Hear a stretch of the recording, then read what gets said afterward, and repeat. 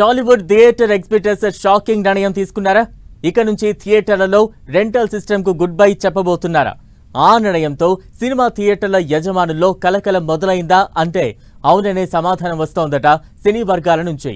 ఇందుకే theatres exhibitors తీసుకున్న ఆ సంచలన నిర్ణయం ఏంటి?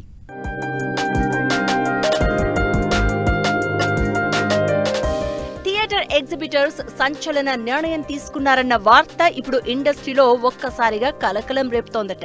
ఇకపై సినిమా రిలీజ్ కావాలంటే రెంటల్ సిస్టమ్ కు పూర్తి స్వస్తి చెప్పాల్సిందేనట. దానికి బదులుగా పర్సంటేజ్ షేర్ ఆధారంగా మాత్రమే థియేటర్లలో స్క్రీన్స్ కేటాయిస్తామని ఎగ్జిబిటర్స్ తేల్చి చెప్తున్నారట. ఈ కీలక నిర్ణయంపై రాబోయే ఆదివారం జరిగే సమావేశంలో చర్చించి తుది ముద్ర వెయ్యనున్నారు అని తెలుస్తోంది. ఈ నిర్ణయం అమలైతే రిలీజ్ కి సిద్ధమవుతున్న చిన్న, మీడియం బడ్జెట్ సినిమాలకు ఇది భారీ షాక్ అవుతుందని ఇండస్ట్రీ వర్గాలు గుసగుసలాడుకుంటున్నాయి. రెంటల్ సిస్టమ్ లో థియేటర్లకు ఫిక్స్డ్ చెల్లింపులతో సినిమాలు ఆడించే అవకాశం ఉండగా, పర్సంటేజ్ విధానంలో కలెక్షన్స్ ఆధారంగా షేర్ ఇవ్వాల్సి ఉంటుంది. ఒకవేళ సినిమా ఆడకపోతే థియేటర్ యాజమాన్యాలకు నష్టం రాకపోవచ్చు, కానీ నిర్మాతలకు మాత్రం రిస్క్ పెరుగుతుందని టాక్.